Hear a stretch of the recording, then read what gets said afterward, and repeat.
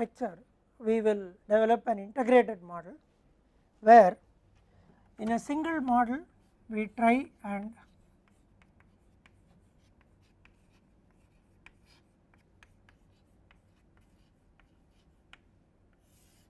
in an integrated model we try to find both Q and R, where Q is the order quantity and R is the reorder level. In the earlier models that we saw in the previous lectures, we had computed Q based on the economic order quantity equation, and then R was computed based on the lead time demand. Now we will try and build an integrated model to see whether there is any slight change in the value of Q that is computed using an integrated model, or is there a slight difference in the cost computations if we build an integrated model involving Q and R. Now let us go back to the basics of inventory, where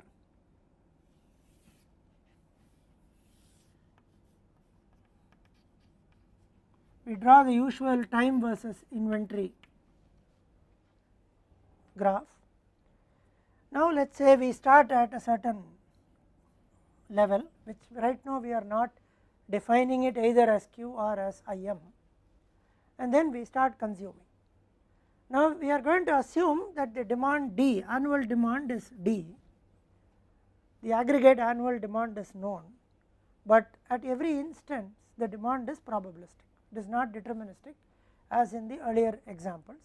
So we start consuming this inventory, and let us say we use a curved line to indicate that the demand is non-deterministic. So the inventory drops like this. Now let us assume that there is a reorder level R which we will determine. This is our reorder level R. So when the inventory reaches this R, we place an order. Now the lead time is the time between placing the order and getting it, and let us assume that we get the quantity. When we get the fresh consignment, the stock is here. So the stock gets updated by a quantity Q, and let us say it comes here.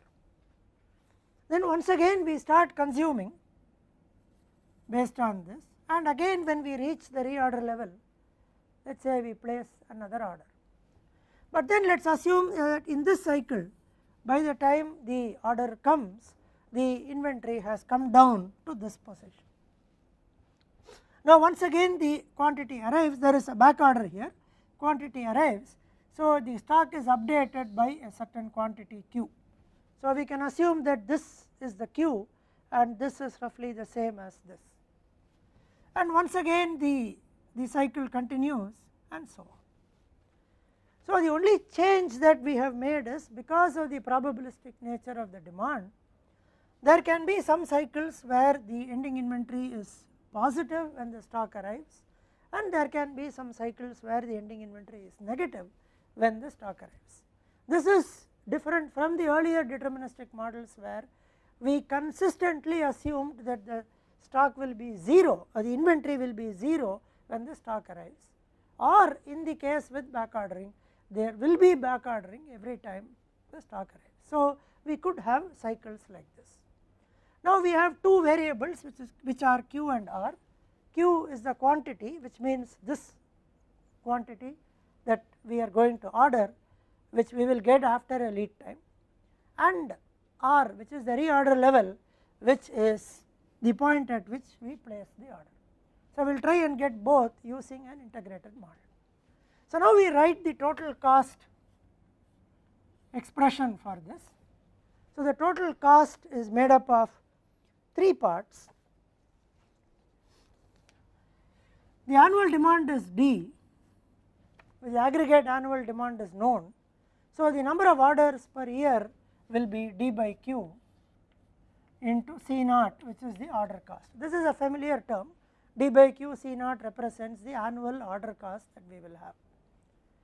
Now there is an inventory component, there is a shortage or back order component. So the inventory component will be given by average inventory into Cc plus average shortage into Cs. Cc is always defined as rupees per unit per year, and therefore average inventory is in units. Now it again depends on how we are going to define Cs. We need to either multiply with the D by Q or not. If Cs is defined as rupees per unit per year, then we do not multiply by D by Q. But if Cs is defined as rupees per unit short or rupees per unit, then we have to do that, because expected value of the shortage, instead of saying average shortage, let us use expected ending inventory or expected average inventory plus expected shortage into Cs. Now in this case we are going to define Cs as rupees per unit short. So Cc will be defined as rupees per unit per year, and Cs will be defined as rupees per unit short. So the E shortage is the expected shortage in a cycle, that into rupees per unit short into D by Q will give us the expected cost per year, because there will be D by Q cycles in a year. Now E of S or E of shortage is the expected shortage in a cycle, D by Q is the number of cycles per year, and Cs is rupees per unit short. So all these when multiplied would give us expected shortage cost per year. Now we have to start defining this as well as this. Now in order to do that, now let us call the expected ending inventory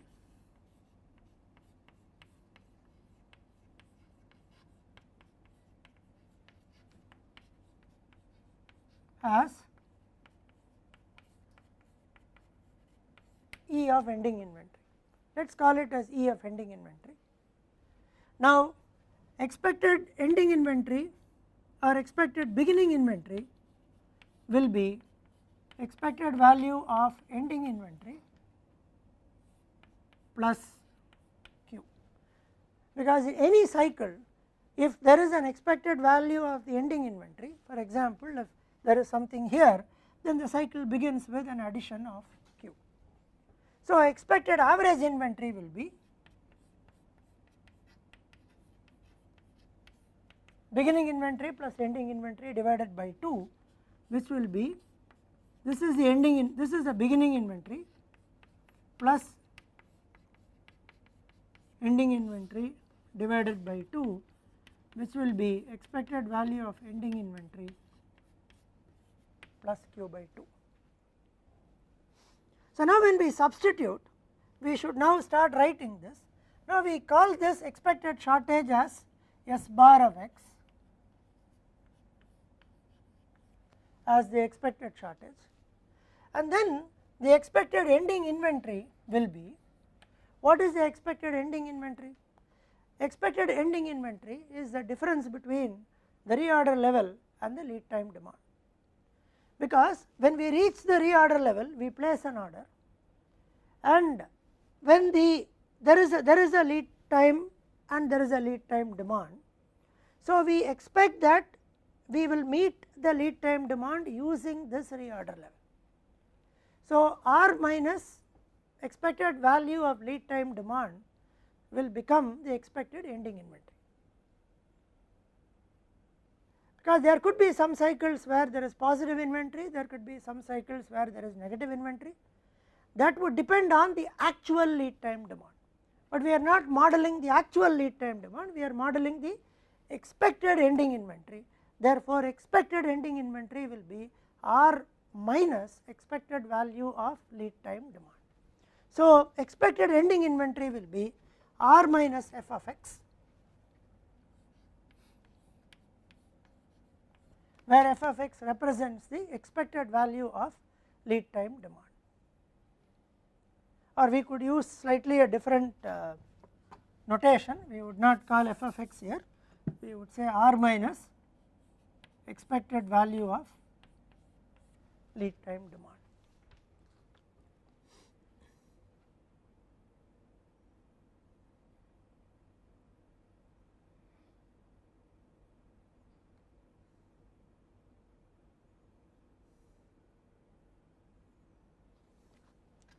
So, now substituting in all of them, we would get T c is equal to d by q c naught plus q by 2 plus r minus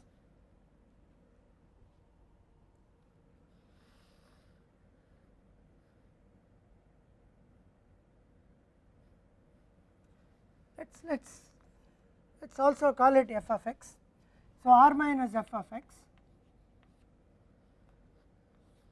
into I c plus s bar of x C s into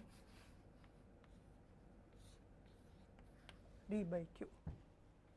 Now, partially differentiating this with respect to q and r, we can get the optimum values of q and r, which are the two variables. So, partially differentiating with respect to q, so dou T c by dou q equal to 0 would give us minus d by q square c naught plus I c by 2, because the expected value of the lead time demand does not depend on the order quantity. So, it does not have any effect. So, plus I c by 2 minus s bar of x C s d by q square equal to 0. So, this on simplification would give us q equal to root of 2 d c naught plus s bar of x C s divided by I c. So, this is the equation for the order quantity in the integrated model. So, this is our first equation.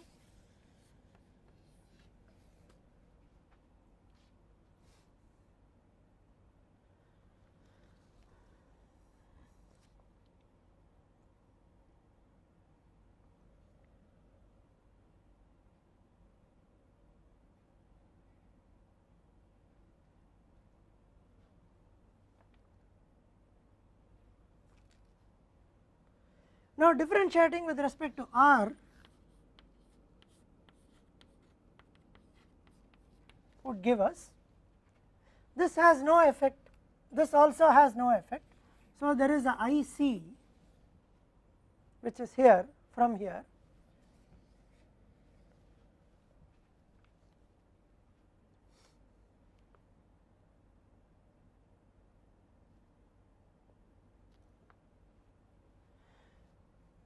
I c plus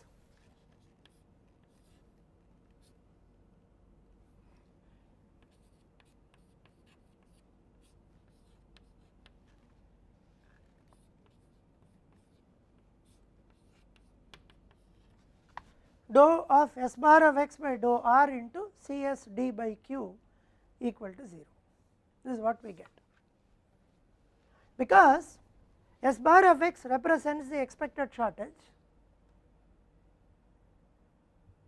So, this will depend on the reorder level, because shortage happens when lead time demand exceeds the reorder level. So, S bar of x can be defined as integral r to infinity x minus r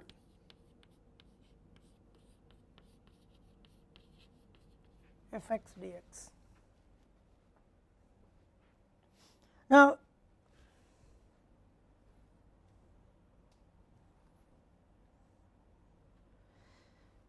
when we differentiate this with respect to r, we would get a minus term here, which comes from the x minus r.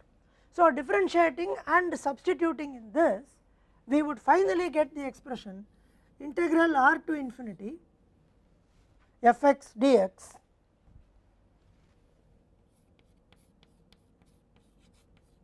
will be equal to ICQ by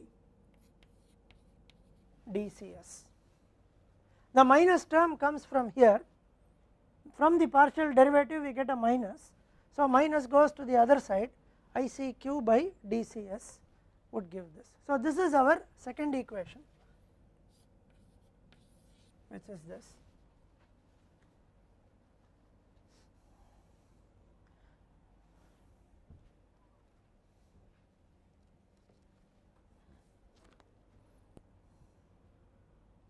And our third of course is the expression for S bar of x. So, we have three expressions which come here. This derivation is quite similar to the earlier one. If we see very carefully, it is very similar, because we still have that same term ICQ by DCS, which we wrote in the previous lecture as QCC by DCS, which represented 1 minus integral, which is kind of represented the area under the curve. So, in some sense in the previous expression we got the value of r directly from this. This is a well known equation for economic order quantity, with the only change that S bar of x comes explicitly into this function. Earlier we did not have this portion, so we had q equal to 2d C naught by IC. When we separated q and r, we got q equal to 2d C naught by IC. Now, because we brought r into the picture, we are getting another expression plus S bar of x CS. So, in some sense this derivation is very similar to the earlier one. And then when we want to use it, how do we compute the values of q and r, which is the purpose of this derivation. So, we explain the computation of q and r through a numerical example. So, let us go to the numerical example here. So, we try and use the same example for the purpose of comparison. So, we assume D equal to 10,000 per year.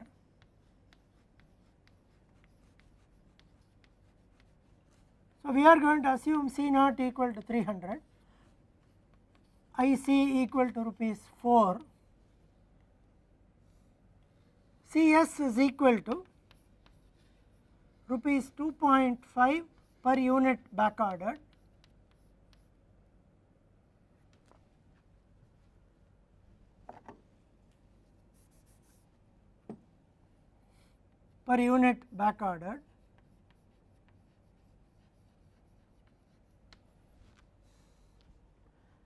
and we want to find out q. And we also assume that the lead time demand follows a uniform distribution between 150 to 250 with 200 as the expected value. In the earlier discrete case, we took from 100 to 300 and we followed a discrete distribution. Now, we are going to assume that it follows a uniform distribution between 150 to 250 with 200 as the expected value. We had already seen how the uniform distribution will look like. So, it is like saying this is how the lead time demand will look like. So, this is from 150 to 250 with equal probability with the mean at 200. So, we now want to find out q and r as well as Tc. So, first in order to find q, we know 2 d C naught plus S bar of x Cs by IC. We do not know the term S bar of x. So, if we know the term S bar of x, we can find out q. Now, let us go back and see what we require to find out S bar of x. To find S bar of x, we need integral r to infinity x minus r f x dx. So, if we know r, we can find S bar of x, because f x is known. So, integral x minus r f x dx. So, in order to find S bar of x, we need r. And now we want to find out how do we find out r. So, in order to find out r, you have again once again r to infinity f x dx is I C q by dCs, which means you need q. So, essentially to find q, you need S bar of x. To find S bar of x, you need r, and in order to find r, you need q. So, what we do is you start with a simple assumption that S bar of x is 0 and then get q. Now, use this q to get r, use this R to get S bar of x, come back and recompute Q and use a kind of an iterative algorithm which will effectively get Q and R to converge into their ultimate optimum values. So, first begin with S bar of x equal to 0. So, iteration 1 S bar of x equal to 0 would mean Q equal to 2 into D into C naught by I C. So, Q is equal to 1224.74.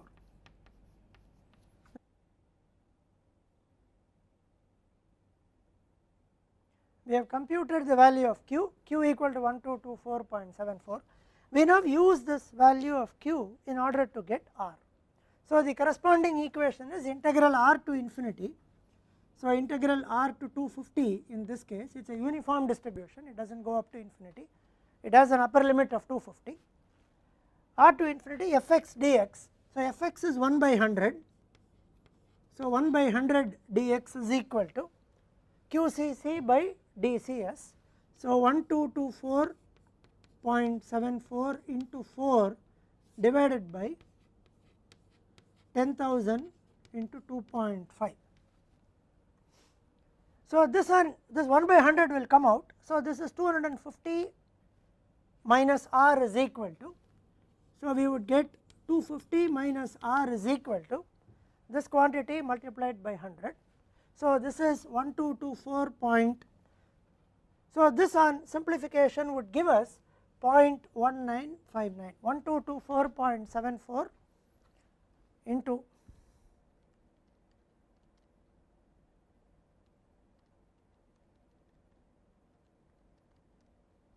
gives us 0.1959 or 0.196.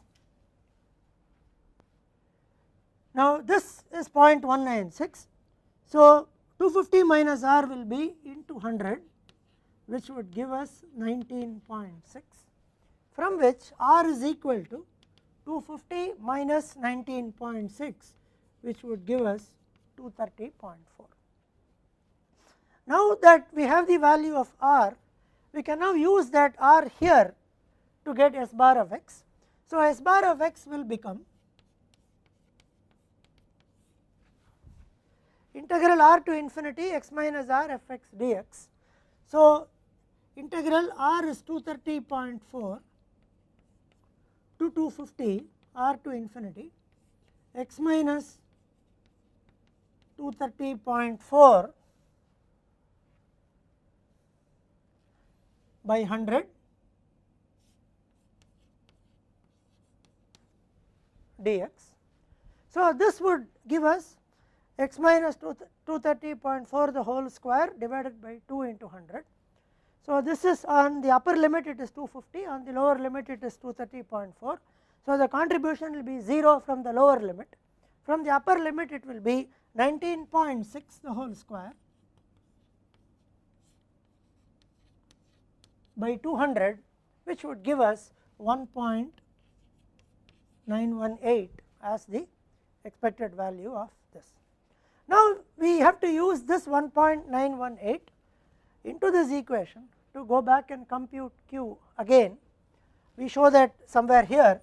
So, the new computation of Q will be root over 20,000, which is 2D C naught plus S bar of x into CS, which is 1.918 into 2.5 divided by 4, which would give us 1234.5. Now, we can use this 1234.5 into this equation and compute R again, and once again use this R to compute S bar of x and keep iterating till the values of Q, R and S bar of x converge. So, let us assume that Q has converged to 1234.5, let us assume that R has converged to 230 and S bar of x has converged to 1.9. So, finally, we can compute the total cost from this equation, and for these chosen values the total cost TC will be D by Q into C naught, which is 10,000 by 1234.5 into 300 plus Q by 2 1234.5 divided by 2 plus R minus expected value of f of x. Let us say R is 230.4, expected value is 200, so plus 30.4 into Cc 4 plus S bar of x, let us say is 1.918, which is say 1.9 into Cs into D, which is 1.9 into 2.5 into 10,000 divided by 1234.5. So, this on computation would give us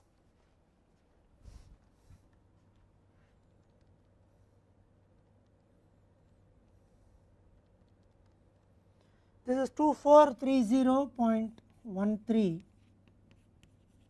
which is the order cost component.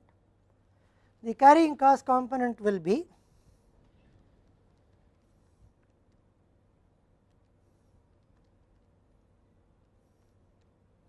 2590.6 plus shortage cost component will be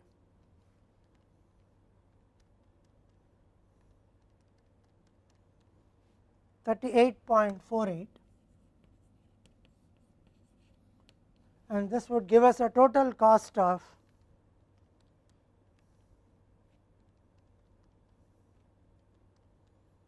5059.2.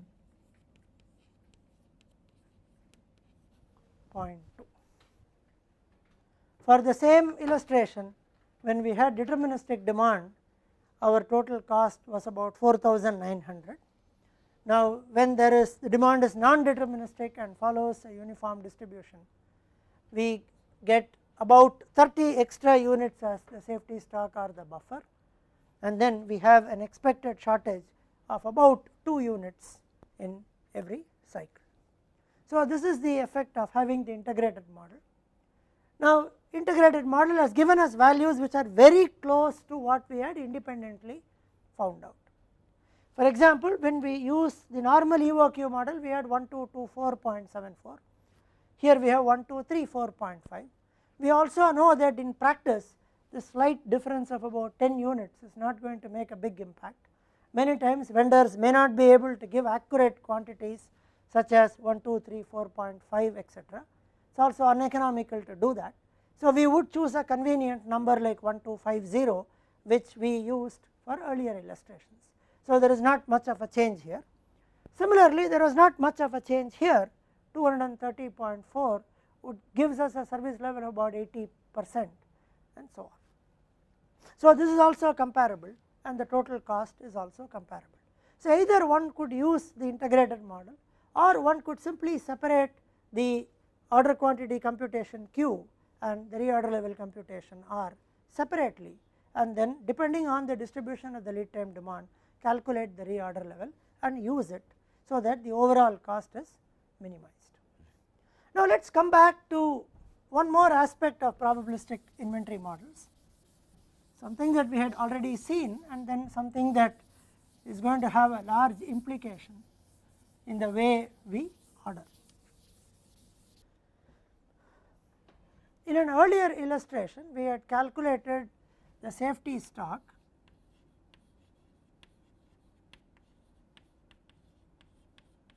assuming a normal distribution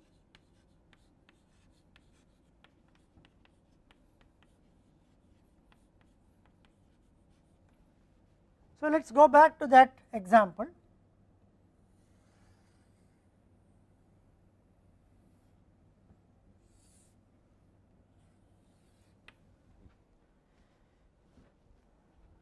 So, we first said that the annual demand is 10,000, but we also said that the lead time is 1 week,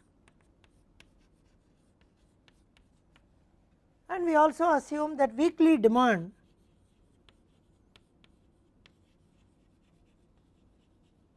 follows a normal distribution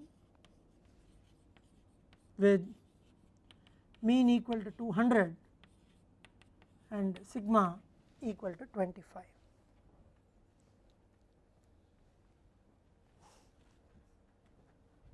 Now we worked out a certain computation and said that if lead time is exactly 1 week and if the weekly demand follows a normal distribution like this, if we want a service level of 95%, what is our safety stock? This calculation we did in the earlier lecture. So what we did was we went to the normal distribution and find out the z value at which the area was 0.95 and the z value at which the area is 0.95 happened to be for z equal to 1.645. And then we said z sigma is the safety stock. So 1.645 into 25 which would give us about 40 units as the safety stock.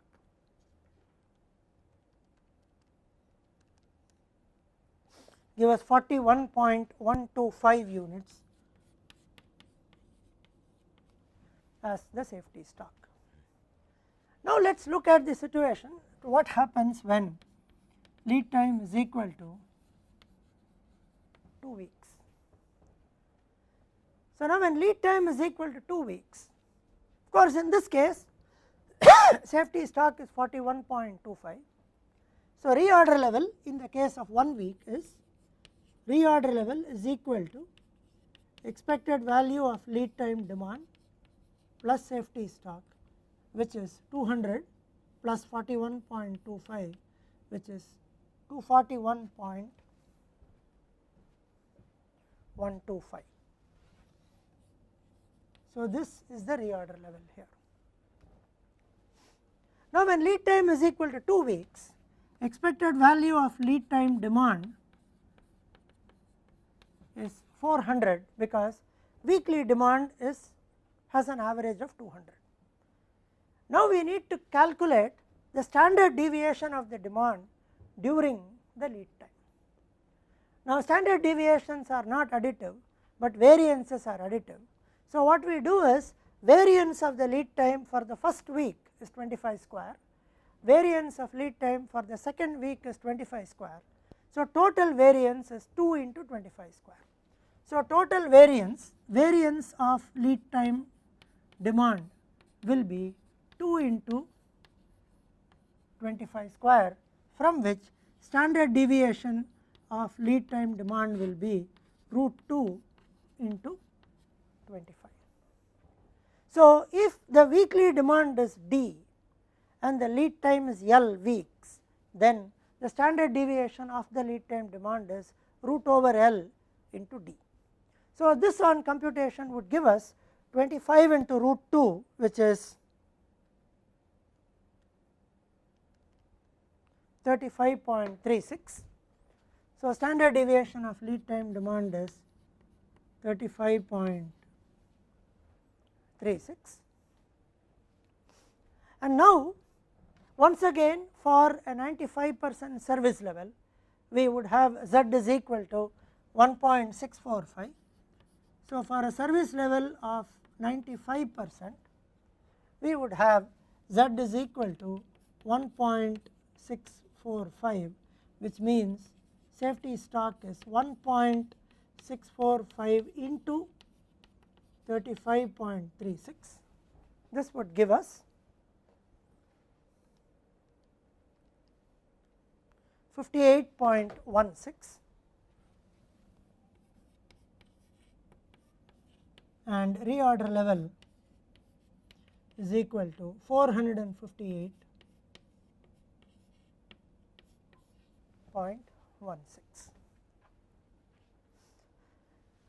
Now let us try and understand what is the effect or what has happened when the lead time moves from 1 week to 2 weeks. Now this is 241.125, this is 458.16. Now the 400 comes as a contribution of the expected value of lead time demand, and the safety stock, which was 41.125 here, has now increased to 58.16 here. So, as lead time increases, we end up carrying more safety stock. So, it is necessary to keep the lead time small, or alternately, if we had not adjusted the safety stock and brought it up to 58, but in the 2-week case, if we had still kept the safety stock at 41.125, if we had done that, then what would have happened? If in the 2-week case, if we had retained it at 41.125, then the corresponding Z will be 41.125 divided by 35.36, which is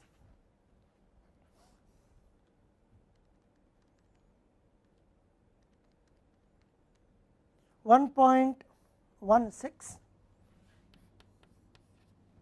and for Z equal to 1.16, the area from minus infinity to Z in the normal distribution would now become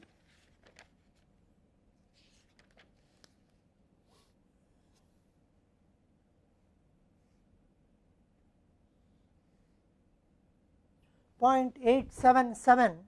So, area equal to 0.877, telling us that our service level will only be 87.7% if we had kept 41.125 and the lead time increased from 1 week to 2 weeks. So, if there is an increase in the lead time, then there has to be an increase in the safety stock to maintain the same service level. If we maintain the same safety stock, then service level will come down. So, that is the first lesson that we learned. In both the cases, it happened that while the demand followed the normal distribution, the lead time was still deterministic. The lead time was deterministic with 1 week, and the lead time was deterministic in this case with 2 weeks. Now, if the lead time also follows a certain distribution, then what happens? Now, let us call this as now demand during a week. So, demand follows, let us call this as mu demand as the mean and sigma demand as the standard deviation of the demand, and now lead time also follows a distribution. So, let us call mu L as the expected value of the lead time distribution and sigma L as the standard deviation of the distribution of lead times. So, in this particular example, both demand as well as lead time are following certain distribution. Now, in such cases, the expected value of the lead time demand, is equal to expected value of demand into expected value of lead time, which is mu d into mu L.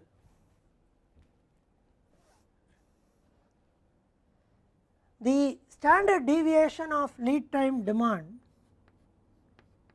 is now given by root over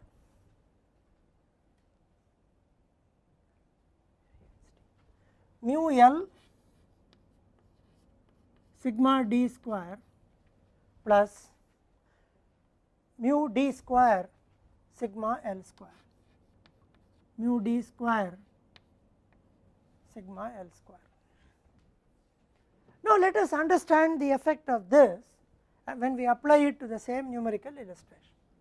Now, we have seen a case here where demand follows a normal distribution with mean 200 per week and standard deviation 25 per week. So, let us say mu demand is 200 per week and standard deviation of demand is 25 per week. When we looked at this case, mu lead time is 2 weeks, but standard deviation of lead time was 0. Now, let us look at a case where mu lead time is 2 weeks and standard deviation of lead time is also 2 weeks. Now what happens to our expected values? Now the expected value of lead time demand is simply the product of mu d and mu L. So it is a product of 200 and 2, which is 400, which was exactly the same here. Expected value of lead time demand was 400. Now the only difference that happens is in the computation of the standard deviation of the lead time demand. So this becomes root over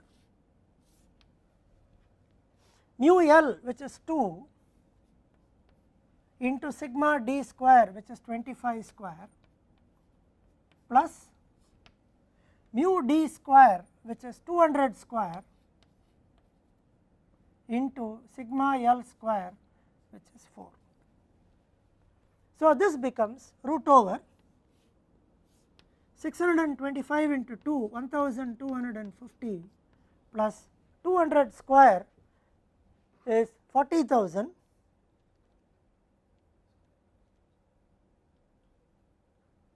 $160,000 plus 160,000. So this will become 160,000 plus 1250 root over 401.6. So standard deviation of this would become 401.6.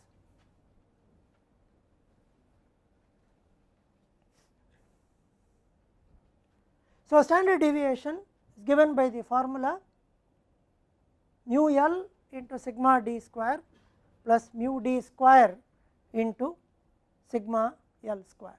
So we do have this d square term that keeps coming in.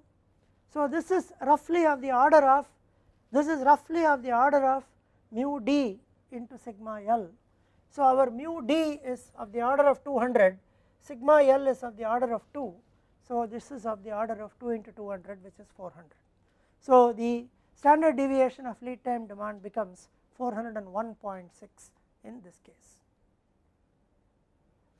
Now what happens is your safety stock should be Z sigma. Now for a 95% service level, we have calculated Z equal to 1.645, 1.645. So Z sigma, which is the safety stock, is 401.6 into 1.645, which is 660.56 units.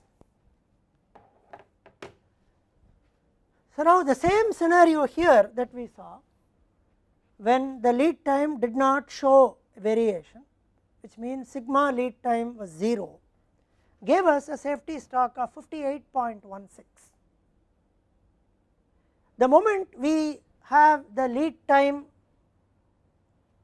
also showing variation with the sigma and sigma equal to 2, we realize that the safety stock has moved up to 660.56 units.